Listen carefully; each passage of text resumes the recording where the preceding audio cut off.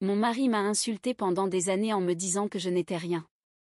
J'ai attendu, pris tout son argent et je l'ai quitté le jour où il a perdu son travail. Maintenant, il est sans le sou, au chômage et vit chez sa mère. Il m'appelle 30 fois par jour. J'ai rencontré Robert chez O'Malley's, ce bar local du centre-ville où tout le monde se retrouve après le travail le vendredi. J'y étais avec des collègues du bureau d'assurance où je travaille comme assistante administrative. Il semblait tellement sûr de lui en m'offrant une boisson et en me parlant de son poste de cadre intermédiaire chez Midwest Manufacturing.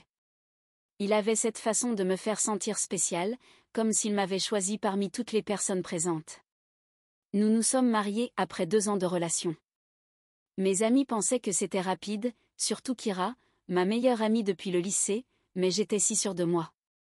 Avec le recul, j'aurais dû voir les signes, comme quand il a insisté pour que nous regroupions nos finances immédiatement parce que c'est ce que font les gens mariés, ou quand il disait des choses comme « heureusement que tu m'as pour gérer l'argent, sinon tu le dépenserais tout en viré chez Target », avec ce rire qui faisait rire tout le monde. Je n'ai pas remarqué comment les blagues sont devenues plus méchantes après que nous ayons fusionné nos comptes. Quand j'achetais des courses, 7 $ pour du lait bio, voilà pourquoi je vérifie les relevés. Quand j'ai eu une petite augmentation, ce n'est pas comme si tu étais faite pour un poste à responsabilité, mais c'est mignon qu'il t'ait donné quelque chose. Quand j'ai voulu postuler pour une promotion, chérie, ce n'est pas vraiment ton domaine, en plus je gagne assez pour nous deux. C'était toujours suivi de je plaisante ou tu sais que je t'aime, et je le croyais parce que je pensais que c'était ça, le mariage. Mes parents avaient la même dynamique, papa taquinait toujours maman sur sa cuisine, son poids ou ses passe-temps ridicules. Les choses ont commencé à changer il y a 2 ans. Robert rentrait plus tard, rien d'extrême, 19 h au lieu de 18, puis 20 h parfois. Parfois, il sentait la bière, parfois un échantillon de parfum distribué au centre commercial. Quand je lui demandais, il disait simplement verre avec les collègues ou un client à divertir, puis il faisait une remarque sur ma jalousie mignonne et disait que je devrais plutôt m'inquiéter de vérifier s'il restait de la laque dans le frigo. Notre vie sexuelle a aussi changé. Il ne prenait plus l'initiative, sauf quand il était ivre. Quand j'essayais, il faisait des remarques sur mon corps, pas des insultes directes, juste des observations qui me faisaient me sentir nulle. « T'as un petit ventre là », disait-il en me touchant le ventre pendant que j'étais vulnérable, ou tes seins sont différents depuis que t'as pris du poids. Je mesure 1,68 m pour 65 kg, exactement comme quand on s'est rencontrés. J'ai commencé à me retirer physiquement, ce qu'il a utilisé contre moi. Voilà pourquoi les hommes trompent, disait-il en faisant défiler Instagram. Il n'a jamais admis avoir trompé, mais l'insinuation planait toujours. L'été dernier, j'ai remarqué que notre compte épargne était plus bas que prévu. Quand je l'ai mentionné, Robert a explosé. « Tu me surveilles ? Tu ne me fais pas confiance ? C'est moi qui ramène le vrai argent ici. » Il a claqué la porte si fort qu'un tableau que nous avions choisi ensemble est tombé du mur. Cette nuit-là, je n'ai pas pu dormir. Pendant qu'il ronflait, j'ai vérifié nos comptes sur mon téléphone. Il y avait des retraits, pas énormes mais réguliers, souvent le vendredi, entre 2 cents et 300 $, qui, sur plusieurs mois, représentaient des milliers. Le lendemain, au travail, j'en ai parlé à Oliver, mon collègue du bureau voisin. Il est calé en finance, parle souvent de crypto et d'investissement. Ça a l'air louche, m'a-t-il dit. Tu devrais commencer à économiser de ton côté, juste au cas où. Au cas où quoi, ai-je demandé. Il m'a juste regardé, et je me suis sentie idiote. Évidemment que je savais ce qu'il voulait dire. J'ai commencé petit, ouvert un compte Capital One en ligne avec mon email personnel, configuré un virement automatique de 100 $ par paie. Robert ne s'en est jamais rendu compte. J'ai pris des heures supplémentaires quand il y avait du retard sur les dossiers. Je disais que j'aidais, mais je gardais l'argent. À Noël, les choses ont empiré. Robert est revenu de la fête de fin d'année de l'entreprise furieux, encore recalé pour une promotion. Ce connard de Sébastien, marmonnait-il, a sûrement sucé le VP. Ton genre, hein ? T'es pas faite pour les promotions. Je me souviens m'être tenue dans notre cuisine, réalisant que mon mari était médiocre, pas seulement comme personne, mais aussi dans son travail. Cette pensée m'a semblé une trahison, mais une fois qu'elle est apparue, je ne pouvais plus l'ignorer. En janvier, davantage de blagues sur ma cuisine, mes amis, ma famille. J'ai commencé à tout noter dans l'application Notes de mon téléphone. Date, heure, citation exacte. Au début, je ne savais pas pourquoi, peut-être juste pour me prouver que je n'étais pas folle, mais c'est devenu une habitude, presque un réconfort. En février, j'ai trouvé des relevés de carte de crédit, pas la nôtre, une autre Capital One envoyée à son adresse professionnelle. Je l'ai découverte parce qu'il avait laissé son ordinateur ouvert en s'endormant devant une vidéo. Des dépenses dans des clubs de striptease près de son bureau. Je ne l'ai pas confronté. J'ai doublé mes économies et commencé à chercher un appartement sur Zillow pendant ma pause déjeuner. En mars, des rumeurs de licenciement ont circulé. Robert rentrait de plus en plus agité, buvait plus, faisait des remarques plus cinglantes. Si je perds mon boulot, tu devras enfin découvrir ce que c'est le vrai travail. Je calculais silencieusement combien de salaire il me manquait avant de pouvoir partir. La semaine dernière, c'est arrivé. Il m'a appelé au travail, ils m'ont viré. Le service de Sébastien a été épargné. Enfoiré de quota. Mon cœur battait, il a continué, ne fais pas à manger, je sors avec les gars. Il est rentré à 2h du matin, ivre mort. J'ai fait semblant de dormir pendant qu'il râlait à propos des femmes ingrates. Le lendemain, pendant qu'il dormait, j'ai transféré de l'argent de notre épargne vers mon compte secret. Quand il s'est levé, les yeux rouges, il a annoncé « On va chez mes parents le temps que je retrouve un boulot. Tu devras quitter ton petit travail. » Comme si ton salaire comptait. J'ai hoché la tête sans rien dire, pensant à l'appartement pour lequel j'avais été approuvé la veille. Il n'en savait rien. « T'as rien à dire ?» a-t-il craché. Bien sûr que non, t'apportes jamais rien d'utile. Quelque chose en moi s'est brisé. 8 ans de moquerie sont devenus une clarté absolue. Je l'ai vraiment regardé. Cet homme moyen, avec ses cheveux qui tombent et son ventre de bière, qui m'avait fait croire que j'étais rien. En fait, ai-je dit doucement, j'ai une opinion. C'est là que je lui ai dit que je partais, que je préparais ça depuis des mois, que je savais tout sur les clubs de striptease, l'argent disparu, tout. Son visage a traversé plusieurs expressions, choc, incrédulité, rage, peur. Tu ne peux pas partir, a-t-il balbutié. T'es rien sans moi. Personne ne voudra de toi. Tu ne sais même pas gérer l'argent. J'ai juste souri, pris ma valise déjà prête dans le placard et je suis parti. Cela fait 3 jours. J'écris depuis mon nouvel appartement. Rien de luxueux, juste un 2 pièces près du parc. Robert a appelé 37 fois aujourd'hui, envoyé 19 messages, laissé des messages vocaux allant des excuses en larmes aux menaces. Il a découvert que j'avais pris la majorité des économies, tout légalement. Mon nom figurait aussi sur les comptes. Il vit chez sa mère maintenant, sans travail, sans argent, sans femme, juste sa chambre d'enfance et sa fierté blessée. Première mise à jour. D'abord, merci à toutes celles et tous ceux qui m'ont soutenu sous mon dernier message. J'ai lu chaque commentaire et ils m'ont aidé bien plus que vous ne pouvez l'imaginer, surtout pendant les nuits où je remets tout en question. Cela fait exactement 1 semaine que j'ai quitté Robert. La première chose que j'ai ressentie n'a pas été une grande sensation de liberté, mais le constat que j'avais oublié de prendre mon chargeur de téléphone. J'ai passé ma première nuit de liberté avec mon téléphone à 12% de batterie, trop anxieuse pour dormir, à regarder des vidéos YouTube sur comment organiser les petits espaces avec la luminosité au minimum. Mon nouvel appartement eh bien, c'est un appartement. Le ventilateur de la salle de bain fait un bruit étrange et l'enfant du voisin joue du violon à 7h du matin, mais c'est le mien. J'ai acheté un rideau de douche chez Target hier, un de ceux en tissu avec de petits pompons. Robert l'aurait détesté, l'aurait qualifié de décoration de fille blanche basique, et aurait fait une remarque comme quoi je suis incapable de choisir un accessoire de salle de bain toute seule.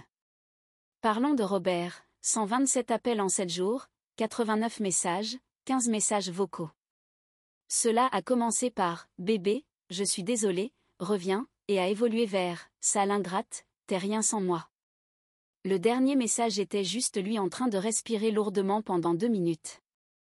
Je n'ai répondu à aucun, mais je mentirais si je disais qu'il ne m'affectait pas. Flora, ma belle-mère, s'est pointée à mon travail hier. Quelle joie!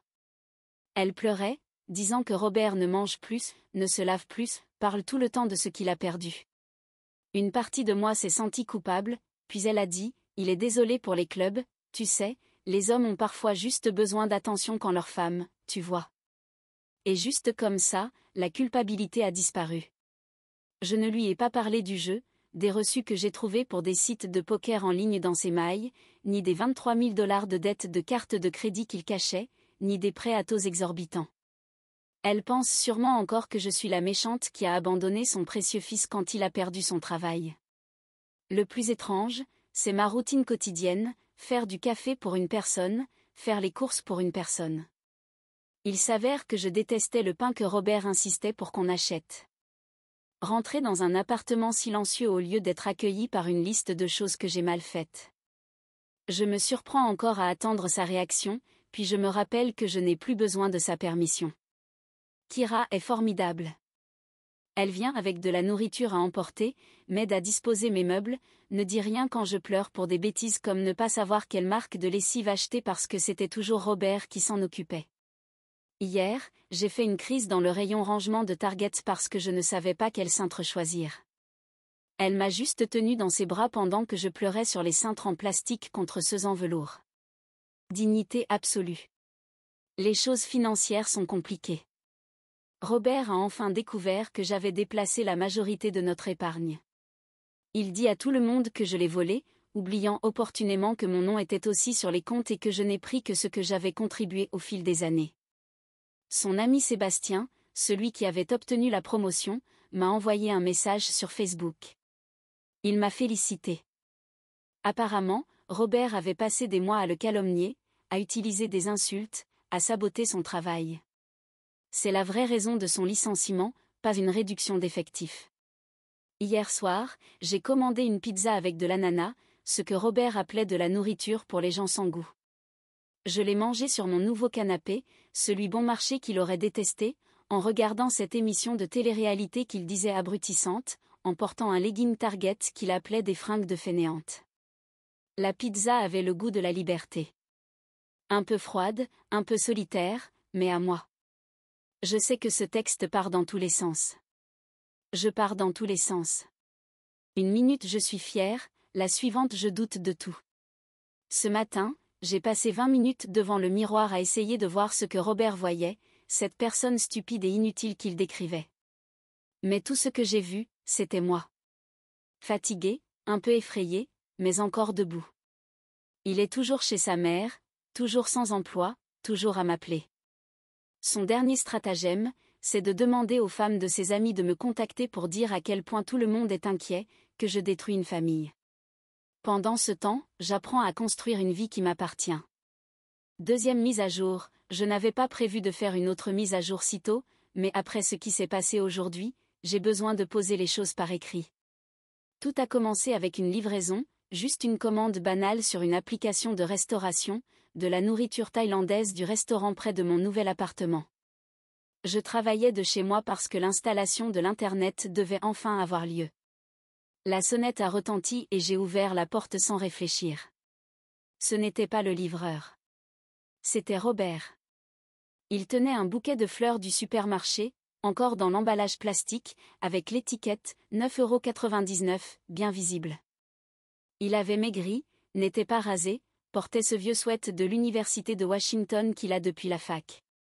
Pendant une seconde, l'automatisme a failli me faire reculer pour le laisser entrer. Mais au lieu de cela, j'ai refermé la porte. Mes mains tremblaient tellement que j'avais du mal à faire glisser le verrou. « Bébé, allez, je veux juste parler », disait-il de l'autre côté de la porte. J'ai changé, je vais en thérapie. Petite précision, non, il n'y va pas. Flora a dit à Kira qu'il refusait d'y aller. Je n'ai pas répondu, je suis restée assise par terre, adossée à la porte d'entrée, écoutant défiler son disque rayé. Je suis désolée pour tout, tu exagères, tu te rappelles à quel point c'était bien entre nous, tu dramatises, tu me manques, tu n'es rien sans moi, je t'aime, sale ingrate. Et ainsi de suite pendant 45 minutes. Ma voisine d'en face, une gentille vieille dame qui arrose mes plantes quand je suis au travail, a fini par appeler la police. Quand ils sont arrivés, Robert était déjà parti, mais pas avant de glisser une lettre sous ma porte. Je ne l'ai pas encore lue. Elle repose sur le plan de travail de ma cuisine comme une bombe prête à exploser. Les policiers ont pris un rapport, m'ont dit d'appeler s'ils revenaient, et m'ont conseillé d'installer des caméras. C'est déjà commandé, grâce à toutes les personnes qui l'ont recommandé en commentaire sous mon dernier message. Il s'avère que Robert a trouvé mon adresse grâce à Flora. Elle a demandé à la sœur de Kira où j'avais déménagé parce qu'elle s'inquiétait pour moi. Je ne suis même plus en colère contre Flora. Elle est autant victime de la manipulation de Robert que moi. Elle croit vraiment que son fils est la victime dans cette histoire. Après le départ de la police, j'ai fait une petite crise de panique dans la salle de bain. Pas une scène dramatique de film, juste assise sur la cuvette fermée, à faire défiler TikTok sans réfléchir, en essayant de me souvenir comment respirer normalement. Des moments formidables.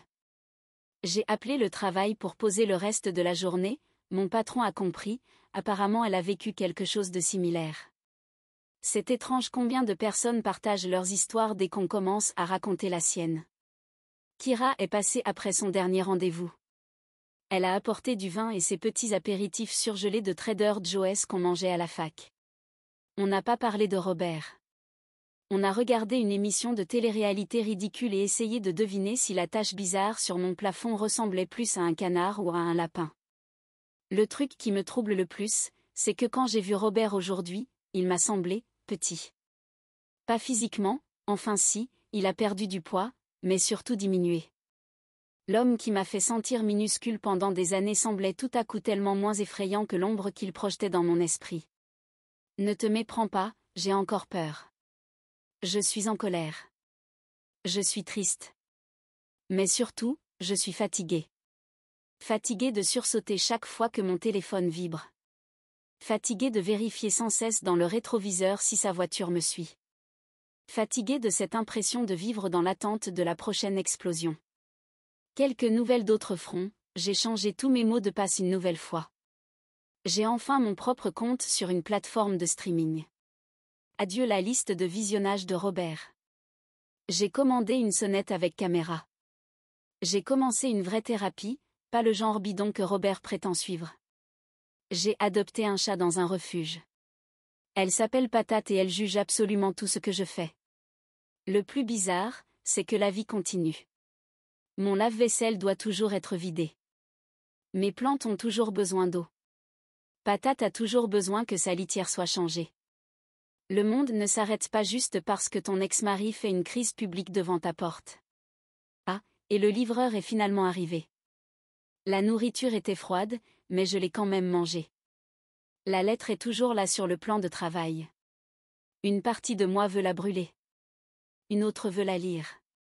Mais la plus grande partie de moi préfère faire comme si aujourd'hui n'avait jamais existé. Troisième mise à jour, j'étais chez le supermarché bio hier, en train de me faire plaisir avec leur célèbre macaroni au fromage du buffet chaud. Ne me juge pas, quand j'ai littéralement percuté le chariot de Sébastien.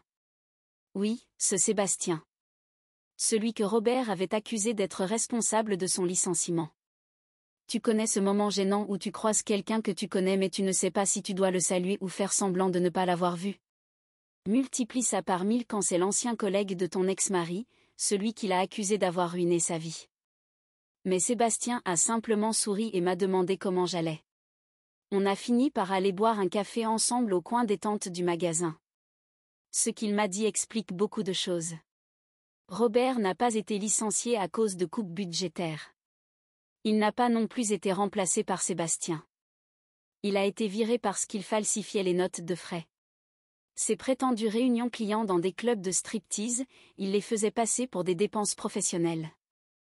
Les déjeuners d'équipe à plusieurs centaines d'euros, les sorties en solitaire dans des bars sportifs où il pariait sur des matchs, tout ça était soumis en tant que frais d'entreprise. Mais ce n'est même pas le pire. L'entreprise lui a proposé une solution, rembourser l'argent et accepter une rétrogradation. Et lui? Il a fait une scène, accusé Sébastien d'être à l'origine de tout, et a proféré des menaces que les ressources humaines n'ont pas pu ignorer. Sébastien m'a montré des captures d'écran de messages que Robert lui avait envoyés après son renvoi. C'était horrible. Des insultes, des menaces, et apparemment, Robert racontait à tout le monde que Sébastien couchait avec moi. Alors que nous ne nous étions même jamais parlé avant hier. Je suis restée là, au café, tenant mon gobelet de plus en plus tiède, réalisant que l'homme que j'avais épousé était encore plus étranger à moi que je ne l'imaginais. Autre nouvelle, Patate, mon chat, a décidé que 3 heures du matin était le moment idéal pour faire du parcours dans mon salon. J'ai enfin lu la lettre que Robert avait glissée sous ma porte. Je l'ai apportée à ma thérapeute d'abord. 8 pages d'excuses et de reproches en alternance. J'ai bien fait d'acheter cette sonnette avec caméra, chaque centime en valait la peine. Je me suis mise au yoga, avec des vidéos en ligne dans mon salon. Robert disait que le yoga était pour les gens pas assez intelligents pour faire du vrai sport. J'ai retrouvé un vieux journal que je tenais au début de notre relation. Le relire a été bouleversant. Je racontais à quel point j'étais chanceuse que Robert m'ait choisi, que je devais faire plus d'efforts pour être à la hauteur. Il y a une entrée entière où je raconte avoir passé 3 heures à préparer son plat préféré après qu'il m'a dit que je cuisinais comme si je détestais la nourriture. Flora m'a appelé hier. Elle a commencé par son discours habituel, « Robert ne mange plus, il pleure tout le temps ». Puis elle a dit quelque chose d'intéressant, « J'aurais dû le voir plus tôt, il est exactement comme son père ». Il s'avère que le père de Robert n'est pas parti pour des raisons professionnelles, comme Robert l'a toujours dit. Il est parti après avoir joué toutes leurs économies et rempli des cartes de crédit au nom de Flora. L'histoire se répète vraiment. Je ne suis même plus en colère. Pas vraiment. Je me sens étrange, comme quand on enlève une paire de chaussures trop serrées après une longue journée. Le soulagement est immédiat, mais les marques sur la peau mettent du temps à disparaître. Voici certaines choses qui ont changé en 3 mois, je peux regarder ce que je veux à la télévision sans remarque. Ma facture de course a diminué de moitié. Il s'avère que je n'ai pas besoin de barres protéinées hors de prix ni de boissons énergétiques. Je dors toute la nuit, la plupart du temps. J'ai acheté des plantes, et je ne les ai pas encore tuées. J'ai recommencé à rire pour de vrai, pas le rire discret que Robert trouvait plus attirant. Et certaines choses n'ont pas changé, je vérifie toujours mon rétroviseur, je sursaute quand mon téléphone sonne, je m'excuse automatiquement pour tout, j'ai encore du mal à prendre des décisions simples. Il m'arrive de penser à lui, dans des moments étranges, comme quand j'ai vu sa céréale préférée en promotion. Sébastien m'a donné sa carte avant qu'on se quitte, m'a dit d'appeler si j'avais besoin de quoi que ce soit. Pas dans un but romantique, il est marié depuis 5 ans juste comme quelqu'un qui comprend. Dernière mise à jour, j'étais chez Target, en train d'acheter des bacs de rangement en plastique parce que, apparemment, devenir adulte signifie s'enthousiasmer pour l'organisation des placards, quand j'ai entendu une voix me dire « Tu ne veux pas cela, les couvercles se fendent facilement ». C'était Flora, mon ancienne belle-mère, debout dans le rayon rangement avec un sac de litière pour chat. Pendant une seconde, je suis restée figée. Mon chariot débordait d'articles criant de vie en solo, des plats surgelés pour une personne, un nouveau rideau de douche, ce spray à la lavande dont tout le monde parle sur les réseaux, autant de preuves de ma vie nouvelle, sans son fils. Mais Flora m'a simplement souri, fatiguée mais sincère. Cette litière que tu avais recommandée pour Patate, j'en ai pris aussi. J'ai adopté un chat. Il s'avère que Robert a quitté sa maison le mois dernier. Il dort sur le canapé d'un ami, toujours sans emploi, toujours en train de blâmer tout le monde sauf lui. Flora avait l'air plus légère. Elle va en thérapie. Elle a rejoint un club de lecture. Nous avons bu un café au Starbucks, sans drame, sans larmes, juste 2 femmes qui parlent de chats, de livres, et de la difficulté à trouver de bons bacs de rangement.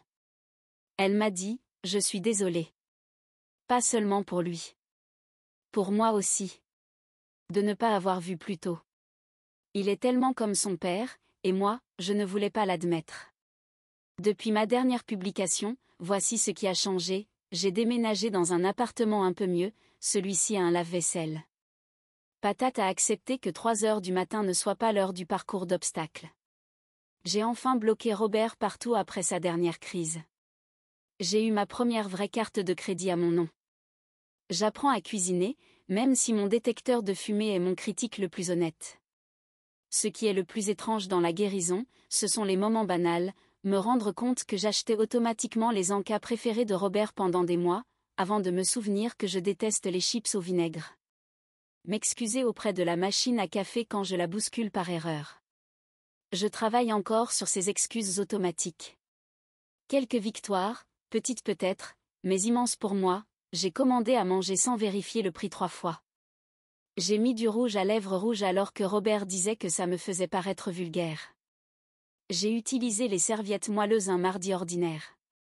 J'ai appelé ma mère sans répéter mentalement ce que j'allais dire. J'ai encore des jours difficiles. Hier, j'ai fait une mini-crise d'angoisse parce que je ne savais pas quelle marque de dentifrice acheter. Je suis restée dans le rayon hygiène bucco-dentaire pendant 20 minutes, au bord des larmes, parce qu'il y avait trop de choix. Mais les bons jours sont maintenant plus nombreux que les mauvais. Robert rôde encore, à la périphérie. Il a fait une scène au mariage d'un ami le mois dernier, j'ai appris ça par des connaissances communes. Il était ivre, a commencé à crier que je lui avais volé sa vie. La femme de l'ami, que je ne connais même pas, lui a dit de partir. Il dit à tout le monde que je l'ai trompé avec Sébastien, que je lui ai volé tout son argent. J'ai pris exactement ce que j'avais contribué. Il dit que je l'ai brisé. Mais il était brisé bien avant moi. Et le plus important, c'est que je m'en fiche. Pas dans le sens dramatique du « je suis au-dessus de tout ça », mais comme lorsqu'un bruit de fond disparaît enfin après avoir été là trop longtemps. Avant que nous nous quittions, Flora m'a prise dans ses bras. Elle m'a dit qu'elle était fière de moi, m'a demandé si je voulais qu'on reprenne un café un jour. J'ai dit peut-être. Et je le pensais. J'ai acheté les bacs de rangement qu'elle m'avait conseillés. Ils sont maintenant dans mon salon, en attente d'être remplis. Patate dort dans l'un d'eux, parce que les chats sont comme ça. Ce sera probablement ma dernière mise à jour. Pas parce que tout est parfait, ça ne l'est pas. Je sursaute encore quand mon téléphone sonne. Je répète encore certaines conversations dans ma tête. Je me surprends encore à essayer d'être plus discrète, plus douce, moins encombrante. Mais j'apprends. Je grandis. Je guéris. À toutes celles et ceux qui vivent une situation semblable, vous n'êtes pas folle, pas trop sensible, pas en train d'exagérer. Et surtout, vous n'êtes pas rien. Si cette histoire t'a touché bouleversé fait réfléchir ou tout simplement offert un souffle d'espoir, alors souviens-toi, personne ne mérite d'être éteint pour que quelqu'un d'autre puisse briller. Tu as le droit de te relever, de recommencer, de vivre librement, sans peur, sans chaîne, sans excuse. Chaque pas que tu fais vers ta paix est une victoire en soi. Et si tu t'es reconnu même un tout petit peu, dans ces lignes, sache que tu n'es pas seul. Si tu veux découvrir d'autres histoires vraies, inspirantes, de reconstruction et de renaissance, abonne-toi à la chaîne. Ton soutien fait toute la différence et permet de continuer à donner une voix à celles et ceux qu'on a tenté de faire taire. Ensemble, faisons résonner ces voix. Abonne-toi, active la cloche, et laisse-toi emporter par les récits de courage et de transformation.